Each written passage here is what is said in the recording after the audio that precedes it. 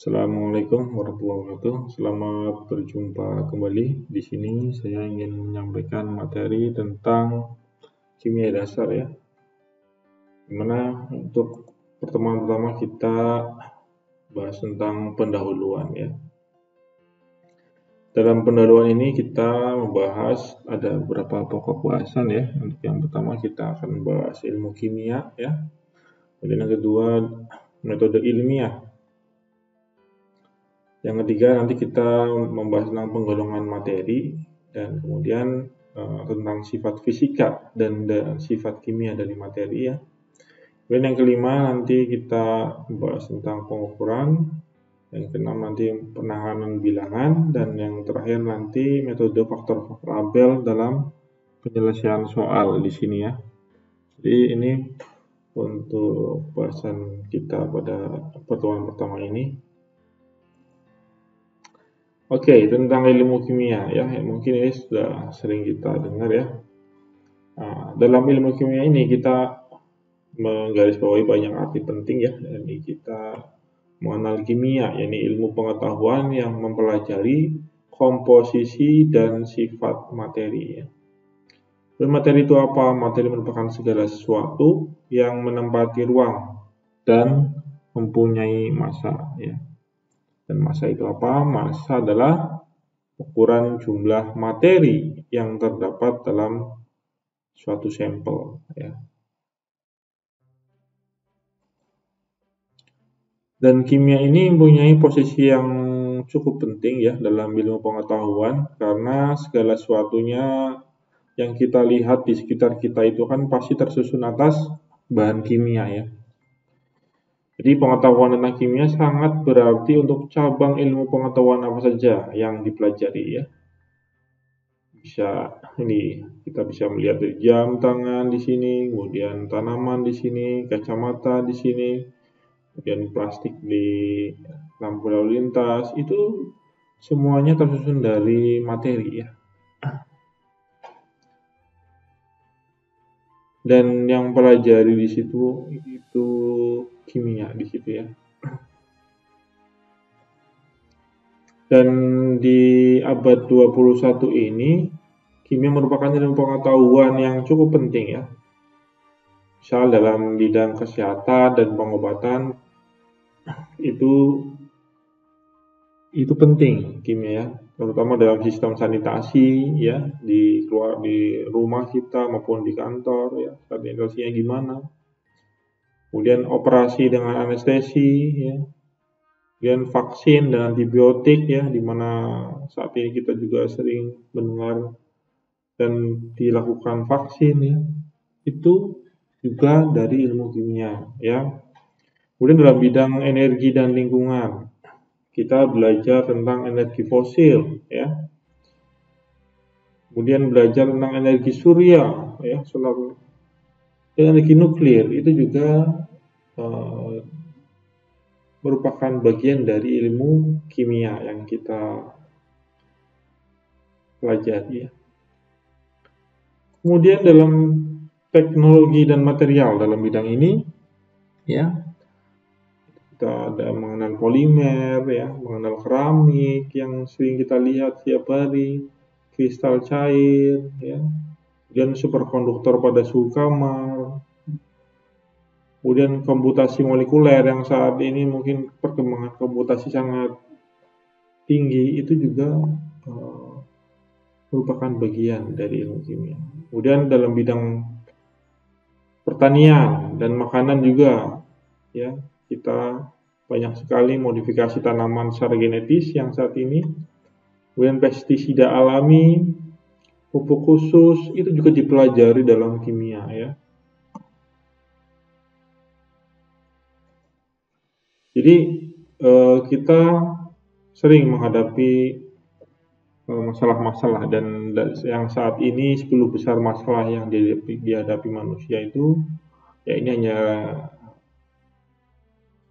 sekilas ya, sebetulnya ada banyak ya. Ini 10 besar aja ya, 10 besar masalah yang dihadapi manusia itu adalah energi yang pertama, kemudian masalah tentang air ya, energi bagaimana efisiensinya, bagaimana menggunakannya, bagaimana ya perkembangan selanjutnya, dan air supaya mendapatkan air yang bersih bagaimana ya, makanan supaya sehat dan bergizi, dan masalah kemiskinan ya, masalah teroris dan perang yang saat ini terjadi banyak di beberapa negara, dan masalah lingkungan, masalah penyakit ya, saat ini 2 tahun ini kita menghadapi virus corona ya, dan masalah pendidikan ya, masalah demokrasi ya, dimanapun negara pasti ada masalah demokrasi, dan masalah populasi ya.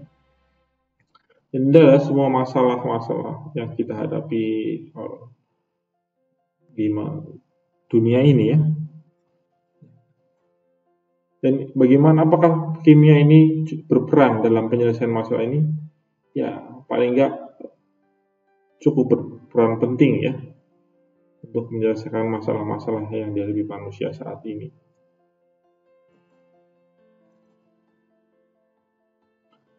Kemudian kita membahas metode ilmiah ya.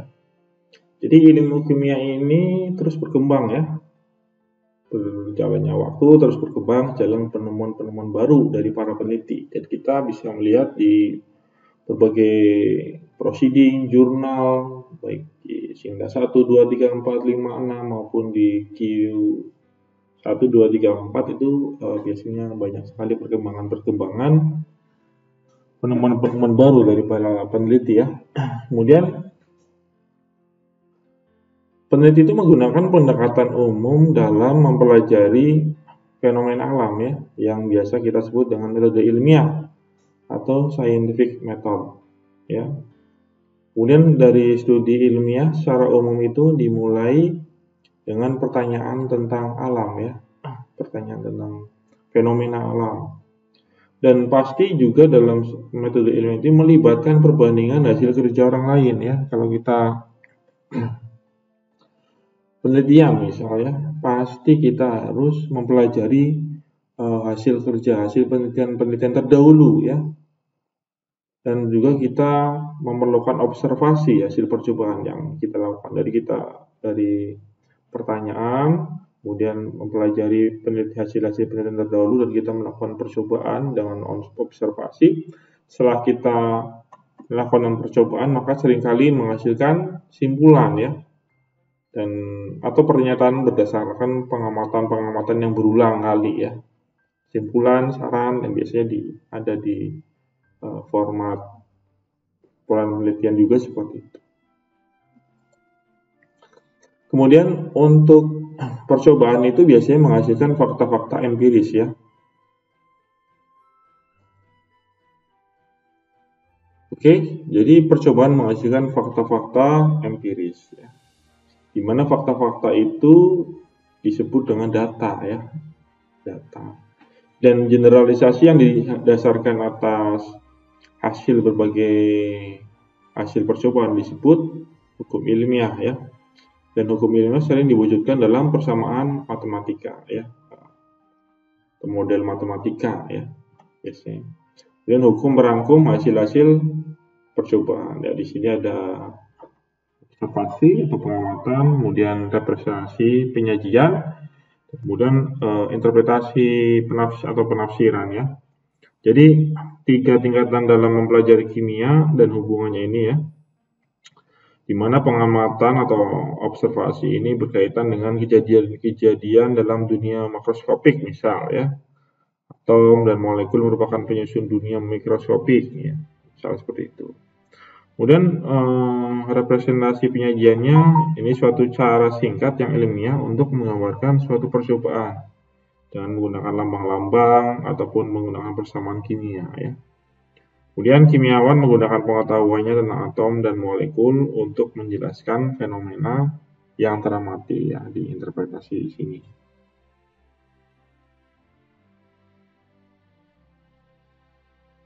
Dan dalam metode ilmiah di sini sering ya ada siklus seperti ini ya, di mana metode ilmiah itu bersifat dinamis ya, di mana pengamatan data, observasi data itu pasti bisa menghasilkan hukum ya, atau hukum yang ilmiah ya.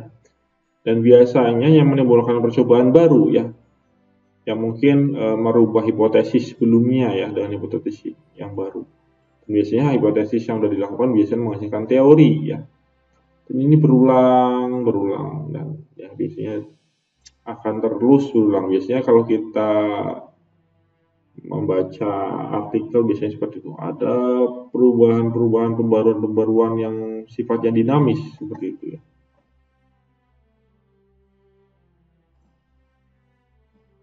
Oke, selanjutnya kita membahas tentang penggolongan materi ya di sini ya. Jadi kita tahu ya bahwa kimia adalah ilmu tentang materi dan perubahannya, di mana materi ini adalah segala sesuatu yang menempati ruang ya dan memiliki massa. Dan zat adalah materi yang memiliki susunan tertentu atau tetap dan sifat-sifat yang tertentu pula ya. Ini adalah contoh dari materi seperti air, amonium, sukrosa, emas, oksigen di sini. Kita mengenal senyawa ya. Senyawa adalah materi yang terbentuk oleh dua atau lebih unsur ya, yang berkombinasi dengan perbandingan massa yang tetap. Dan sifat fisika dan kimia senyawa itu berbeda ya dengan sifat fisika dan sifat kimia dari unsur-unsur penyusunnya. Dan unsur dan senyawa merupakan contoh materi murni ya, di mana komposisinya akan sama tanpa tergantung dari mana berasal ya. Ini misal ada senyawa air, di sini ada 2O. Dan kita juga mengenal tentang campuran ya, di mana campuran merupakan terdiri atas dua atau lebih unsur atau senyawa ya, lebih unsur senyawa dalam jumlah yang berbeda-beda. Dan ini campuran ini terdiri dari campuran homogen yang bisa kenal dengan larutan ya, dan mempunyai sifat yang sama di seluruh bagian sampel. Dan juga adalah campuran heterogen di sini ya, terdiri atas dua atau lebih fasa. Kita bisa mengenal klasifikasi materi di diagram ini ya. Materi ini terdiri dari ada materi murni dan ada campuran, di mana campuran terdiri dari campuran homogen dan campuran heterogen ya. Dan campuran di sini kalau dipisah secara fisika itu bisa menghasilkan zat murni ya, di mana zat murni juga bisa dibagi menjadi senyawa dan unsur ya. Ini bisa dengan reaksi kimia.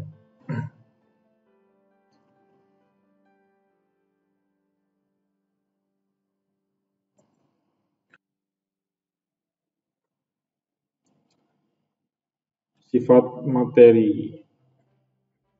Sifat materi membedakan suatu materi dari materi yang lain ya. Jadi sifat materi dibagi menjadi sifat fisika dan juga sifat kimia. Kalau sifat fisika itu dapat diamati tanpa merubah penyusun kimia materinya ya. Jadi contohnya ada pencairan es ya, dari padat menjadi cair, kemudian larutnya gula dalam air ya, jika diaduk-aduk. Kemudian kalau sifat kimia itu melibatkan perubahan kimia ya, dan menghasilkan materi yang berbeda ya. Jadi kalau perubahan kimia itu digambarkan sebagai reaksi kimia ya, misal hidrogen terbakar di udara membentuk air ya, seperti ini di pembakaran ya, reaksi pembakaran. Kemudian sifat materi juga dapat dibedakan menjadi sifat intensif dan sifat ekstensif ya. Sifat intensif tidak tergantung pada ukuran sampel ya. Contohnya warna, titik leleh ya. Sedangkan sifat ekstensif itu bergantung pada ukuran sampel materi ya. Contohnya volume, massa dan lainnya. Jadi secara umum sifat intensif itu lebih berguna untuk pada identifikasi materi ya. Jadi materi sering dikelompokkan berdasarkan sifatnya ya.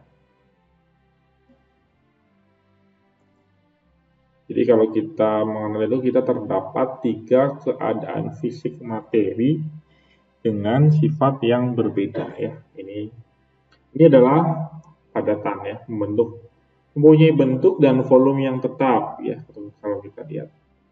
Jadi partikel materinya itu berdekatan dan bergerak sangat terbatas. Ya, ini kalau fisik materinya padatan. Kemudian fisik materi yang kedua yang cair, itu mempunyai bentuk tak tentu ya, atau berubah-ubah, tapi volumenya tetap. Partikel materi berdekatan tetapi dapat mengalir ya. Kemudian fisik materi yang ketiga ya, ini adalah gas ya. Itu mempunyai bentuk dan volume yang berubah-ubah. Sel partikel materi dipisahkan oleh ruang kosong yang besar ya.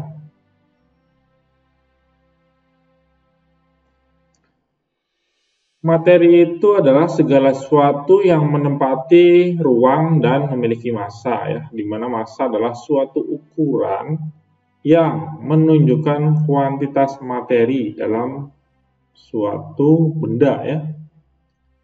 Jadi satuan SI, sistem internasional dari massa adalah kilogram ya, atau kilogram. 1 kilo terdiri dari 1000 gram ya, atau 1 kali 10⁻³ gram ya. Sedangkan berat adalah gaya yang diberikan oleh gravitasi pada suatu benda. Di mana berat sama dengan C kali massa ya. Kalau konstanta gravitasi di bumi itu C-nya sekitar 1 ya. Kalau di bulan C-nya sekitar 0,1 ya.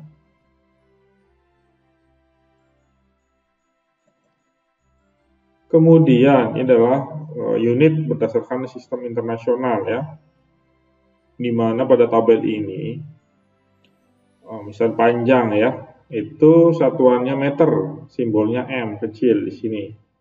Kemudian kalau massa satuannya kilogram ya, kg simbolnya. Waktu satuannya second ya, S. Dan arus satuannya ampere, simbolnya A besar. Temperatur satuannya Kelvin dengan simbol K besar, dan jumlah zat satuannya mol ya, atau mol. Dan intensitas luminous ya, ini kandela ya, atau disingkat CD simbolnya, kecil.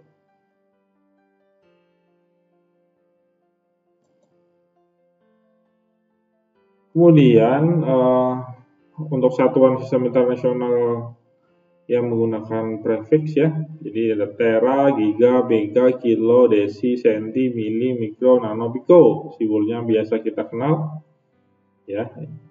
Itu artinya seperti ini ya. 1 M, 1 triliun, giga itu 1 miliar, mega itu 1 juta, kilo 1000, desi 1/10, senti 1/100, mili 1/1000, mikro 1/1 juta, nano itu 1/1 miliar, dan piko itu 1/1 triliun ya.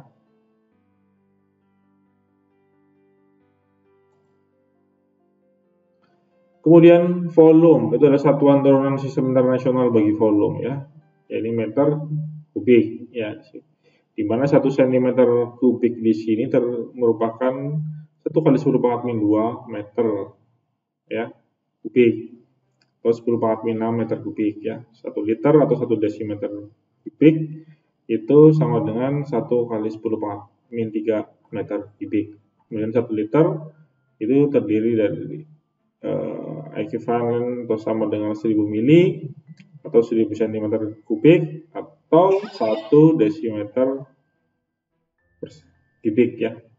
Dimana 1 mili itu sama dengan 1 cm kubik ya, di sini. Misalnya adalah kubus yang terdiri dari beberapa kubus kecil ya.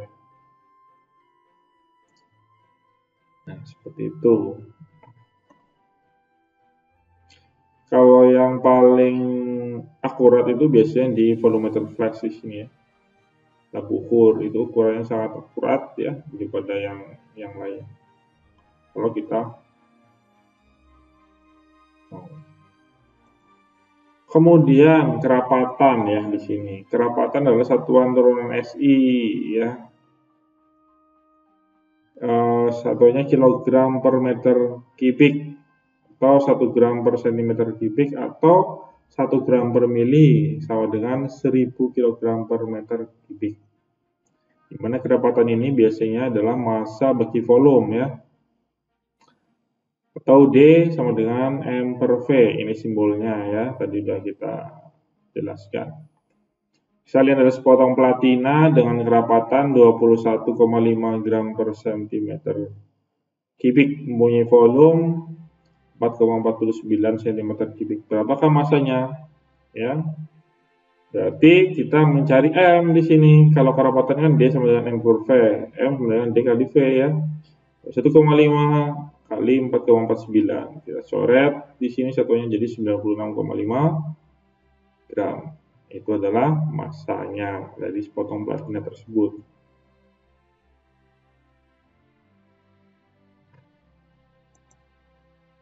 Kemudian di sini kita bisa melihat perbandingan skala temperatur ya. 3 skala temperatur. Di sini ada skala Kelvin, Celsius, Fahrenheit. Ya, di mana masing-masing di sini kalau Celsius biasa kita lihat ya. Bisa kita ketahui itu freezing point dari air, katakanlah itu 0 derajat Celcius, kemudian boiling point dari air 100 derajat Celcius, di mana ekuivalen di Celcius pada 0 derajat Celcius itu di Kelvin 273 derajat Kelvin dan ekuivalen dengan 32 derajat Fahrenheit ya. Kalau maksimalnya 100 derajat Celcius itu ekuivalen dengan 373 derajat Kelvin dan 212 derajat Fahrenheit. Nah, kalau kita konversi dari masing-masing skala ini, itu misal dari Kelvin ke Celsius ya di sini. Nah, kalau Kelvin ke Celsius itu tinggal menambahkan 273,15 ya. Jadi kalau 273 Kelvin itu sama dengan 0 derajat Celcius dan 373 Kelvin sama dengan 100 derajat Celcius. Itu. Kemudian kalau Fahrenheit dijadiin ke Celsius, bagaimana? Ya. Nah, kita di sini kalau dari Celsius ya, dikonversi ke Fahrenheit, misalnya ini ya 9/5 kali derajat Celsiusnya berapa? Ditambah 32 ya. Karena di sini itu ekuivalen dengan 0. Jadi 32 derajat Fahrenheit sama dengan 0 derajat Celsius ya. Maka 100 derajat Celcius sama dengan, katakanlah ini 9/5 kali 100 derajat Celcius plus 32 dengan 212 ya. Itu. Oke, ini ada contoh lain. Jadi misal berapakah 172,9 derajat Fahrenheit dalam derajat Celcius? Jadi kalau kita mengkonversi Fahrenheit ke dalam Celsius, kita menggunakan rumus di sini ya.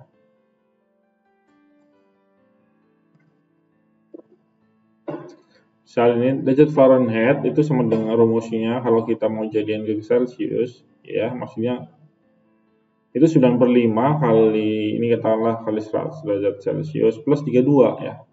Kemudian ini pindah ruas ke kiri, derajat Fahrenheit min 32 di sini. Jadi sama dengan 9/5 kali derajat Celcius ya.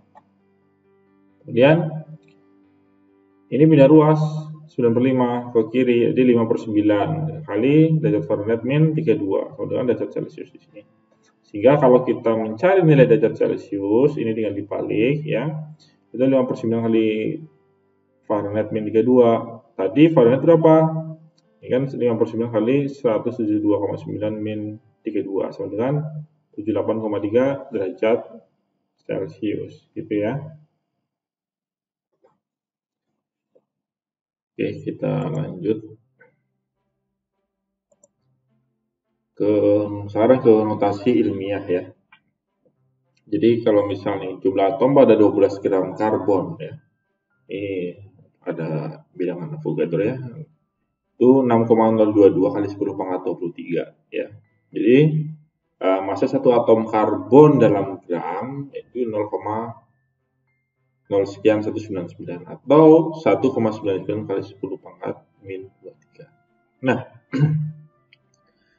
dari angka ini N besar ya, ini 1,99, kemudian 10 pangkat N atau 10 pangkat min 23 di sini ya. Jadi N adalah bilangan antara 1 dan 10 ya, N ini. Sedangkan N di sini yang kecil itu adalah pangkat yang dapat berupa bilangan bulat positif ya atau negatif. Ya. Nah, misal ini ada angka ya 568,762, koma desimanya digeser ke kiri nih ya, maka N kecilnya lebih dari 0. Contoh nih 568,762 ya, koma desimal digeser ke kiri. Jadi 5,68762 kali 10 pangkat 2. Nah, N di sini kan lebih besar dari 0 kan, 2. Ya. Nah, untuk angka selanjutnya 0,000772, nah geser ke kanan nih, maka N-nya kurang dari 0 ya. Misal nih, jadi 7,72 kali 10 pangkat min 6. Nah, di sini N-nya min 6, N kurang dari 0, dan ini 2. Oke.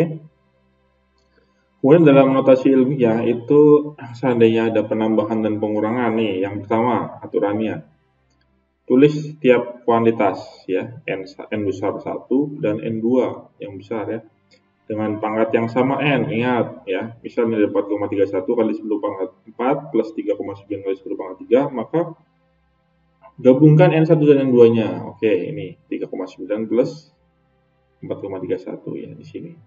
Jangan lupa dengan pangkat yang sama, pangkat N tetap sama ya. Jadi di sini 3,9 dijadiin 10 pangkat 4, maka digeser ke kiri ya, 0,39. Nah, 4,31 plus 0,39 jadi 4,7 kali 10 pangkat 4 gitu. Itu adalah penambahan dan pengurangan pada notasi ilmiah gitu ya. Jika perkalian gimana? Oke. Yang pertama, kalikan N1 yang besar ya, dan N besar 2 di sini ya. Ini ada 4 kali 10 pangkat min 5 kali 7 kali 10 pangkat 3 di sini ya. Jadi kalikan dulu nih N besarnya ya. 4 kali 7 ya, 28, dan tambahkan pangkat N1 dan N2-nya ya. Di sini ada 10 pangkat min 5 dan 10 pangkat 3, dan ditambahkan min 5 plus 3. Jadi 10 pangkat min 2. Jadi 2,8 kali 10 pangkat min 1. Gitu ya kalau digeser. Kemudian dalam pembagian, aturan yang pertama. Jadi bagi N besar 1 dan N besar 2 di sini ya. Jadi misal di sini ada 8,5 kali 10 pangkat 4 dibagi 5 kali 10 pangkat 9, maka nah ini bagi dulu 8,5 bagi 5 ya. Kemudian kurangi pangkat N1 dan N2. Dan di sini 4 min 9 ya. Jadi 10 pangkat min 5. Di sini 1,7 kali 10 pangkat min 5. Itu untuk aturan notasi ilmiah ya.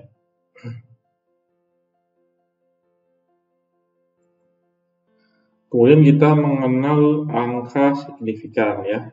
Jadi setiap digit yang tidak 0 adalah signifikan. Jadi di sini ada 4 angka signifikan, jadi 1, 2, 3, 4 ya. Kemudian 0 di antara digit tidak 0 adalah signifikan. Nah, di sini 0 di antara digit tidak 0 adalah signifikan. Jadi di sini ada 3 angka signifikan. Kemudian 0 di kiri digit tidak 0 pertama itu tidak signifikan ya. 0 di kiri digit tidak 0 pertama itu tidak signifikan. Nah, di sini ada 1 angka signifikan. Dan di sini jika suatu bilangan lebih besar dari 1, maka semua 0 yang ditulis di sebelah kanan koma desimal adalah signifikan ya. Jadi ini ada dua angka signifikan, 2 dan 0 ya. Oke. Kemudian jika suatu bilangan lebih kecil dari 1, maka hanya 0 yang berada di antara digit tidak 0 yang dianggap signifikan ya. Ini 042. Oke. Ada 3 angka signifikan.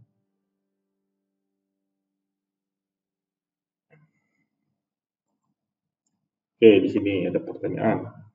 Berapa banyak angka signifikan pada masing-masing pengukuran berikut? 24 mili, ini adalah ada dua angka signifikan ya. 24. Dan di sini ada 3001 gram, ada 4 angka signifikan semuanya. Kemudian 0,032 meter kubik, ada 3 angka signifikan di sini ya. Dan 0,4 kali 10 pangkat 4 molekul, ada 2 angka signifikan di sini. 560 kg ada 2 angka signifikan. 56 ya. Kemudian untuk penambahan atau pengurangan ya pada angka signifikan. Jawaban tidak boleh memiliki jumlah digit di kanan koma desimal yang lebih banyak daripada bilangan-bilangan yang ditambahkan atau dikurangkan ya. Di misal 89,332 ya. Ditambah 1,1, maka satu angka di belakang koma desimal di sini lurus ya. 89,1 90 dan ini 432 dibulatkan menjadi 90,4 di sini. Dan dua angka di belakang koma desimal itu misal 3,7 dikurangi 2,9133, maka dua angka di belakang koma desimal di sini harus lurus. Ini harus lurus ya komanya. Jadi 0,7867 ya. Maka ini dibulatkan menjadi 0,79.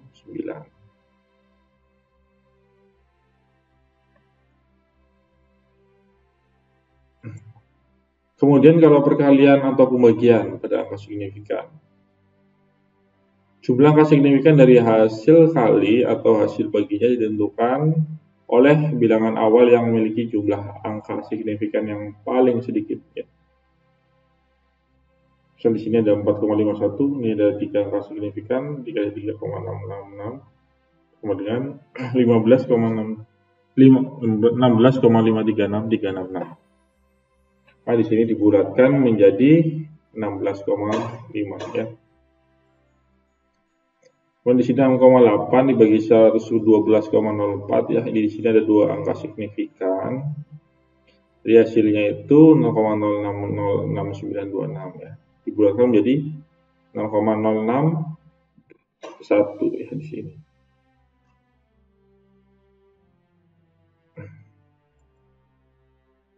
Kemudian bilangan eksak ya pada angka signifikan. Jadi bilangan eksak yang diperoleh dari definisi atau lewat perhitungan banyaknya benda yang dapat dianggap sebagai memiliki jumlah angka signifikan yang tak beriga. Ya, misal di sini ada nilai rata-rata dari 3 ukuran panjang yang diukur. Misalnya 6,64, kemudian 6,68 dan 6,7 ya. Itu dibagi 3 sama dengan 6,67333 sehingga sama dengan kalau dibulatkan diringkas 6,67 ya, bukan 7 ya. Karena 3 adalah bilangan eksak di sini.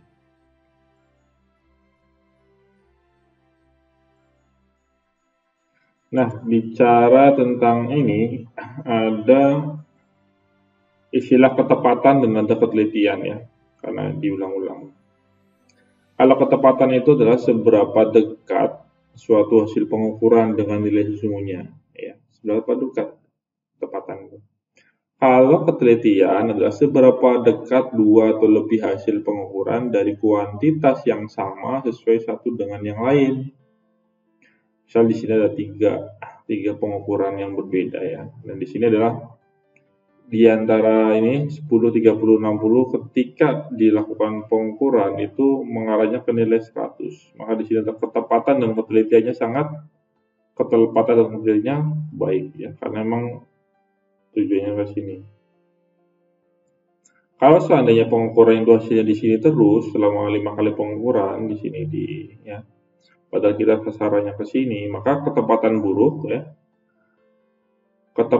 buruk dan ketelitiannya baik ya.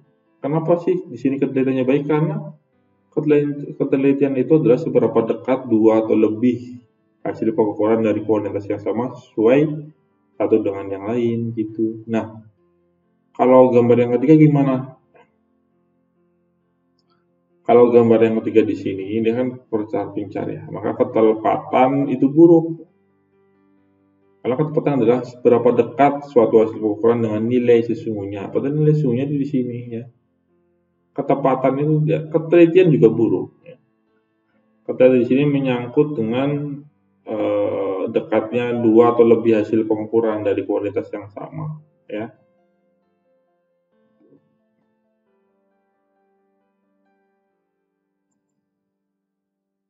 Dan cara tentang metode faktor label dalam penyelesaian soal. Ya. Yang pertama ini adalah tentukan faktor unit konversi mana yang dibutuhkan. Dan yang kedua, gunakan unit tersebut dalam perhitungan. Yang ketiga, jika seluruh unit dihilangkan kecuali unit yang diinginkan, maka soal dapat diselesaikan dengan benar. Misal berapa jumlah mili dari 1,63 liter di sini. Nah, kita tahu bahwa 1 liter adalah 1000 mili ya. Hingga 1,63 liter kali 10.000 mili per 1 liter ya. Sama dengan 1,630 mili. Karena di sini mau dicoret ya. Bukan perhitungannya seperti ini, kebalik ya, 1,63 kali 1 liter per 1000 ml. Maka di sini satunya udah salah ya. Padahal yang ditanyakan adalah mili, bukan liter kuadrat per mili gitu.